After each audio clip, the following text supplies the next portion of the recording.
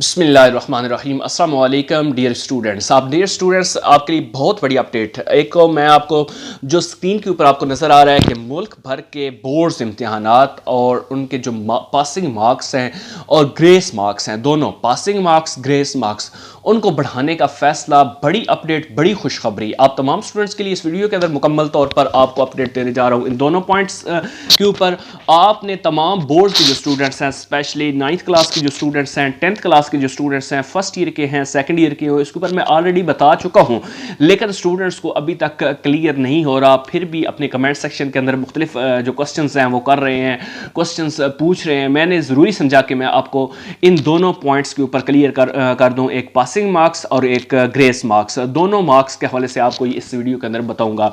आपने सिर्फ एक बात का ख्याल रखना है, एक तो वीडियो को प्लीज़ लाइक करना है, चैनल पे नए हैं तो सब्सक्राइब करना है, और आपने कमेंट सेक्शन के अंदर पॉजिटिविटी दिखानी है। पॉजिटिविटी दिखाएंगे इंशाल्लाह आपको हान टीचिंग से बर वक्त ऑथेंटिक एनर्जेटिक न्यूज़ मिलेंगी। एग्जाम्स पॉइंट ऑफ व्यू से इंशाल्लाह आपको अच्छी से अच्छी अपडेट्स मिलती रहेंगी। पैटर्न, स्कीम्स, गेस्ट पेपर्स, हर एक चीज़ प्रोवाइड की जाएगी। आप हान टीचिंग को ज्वाइन रखिए, पूरा वीडियो को देखना है। अगर आप नहीं देखेंगे तो फिर बाद में ये ना किएगा हान टीचिंग ने बताया तो नहीं, तो ये बात तो छुपा ली हमसे, तो इसलिए मैं नहीं चाहता कि आपसे कुछ भी छुपाऊँ, आपको हर एक चीज़ क्लियर कट बताऊँ।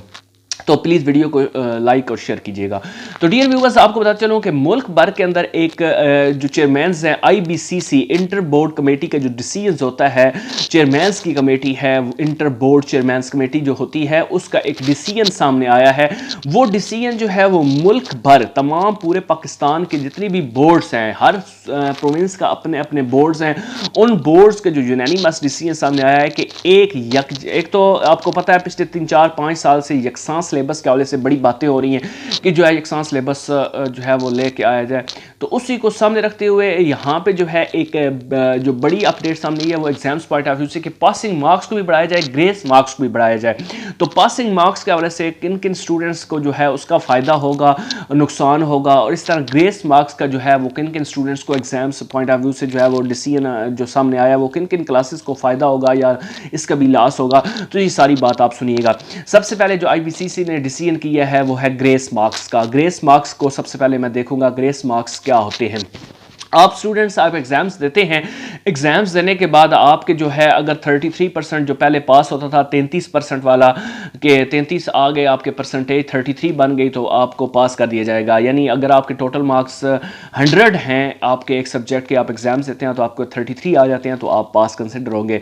अगर 60 जो है वो मैट्रिक के किसी भी सब्जेक्ट का जो 60 मार्क्स का पेपर है तो 60 मार्क्स के 33% मार्क्स निकालें तो वो 20 बनते हैं, तो 20 वाला पास। लेकिन कुछ स्टूडेंट्स होते हैं जिनके सब्जेक्ट्स के अंदर 15 आ जाते हैं, 16 आ जाते हैं, तो उसके बाद किसके 14 आ जाते हैं, तो फिर उनको जो है वो सप्ली वाले उनके सप्ली कंसिडर होती है, उनकी जो है कंपार्टमेंट कंसिडर होती है। लेकिन अब यहाँ पे जो है बड़ी अपडेट जो सामने आई है वो है ग्रेस मार्क्स की। उस हवाले से जो स्टूडेंट्स के लिए डिसीजन किया गया है वो ये है कि अगर आपके 15 मार्क्स किसी भी सब्जेक्ट में आ जाते हैं तो आपको 5 मार्क्स देकर जो है वो 20 मार्क्स बना दिए जाएंगे, और उसके बाद जो है वो आपको उस सब्जेक्ट में पास कर दिया जाएगा।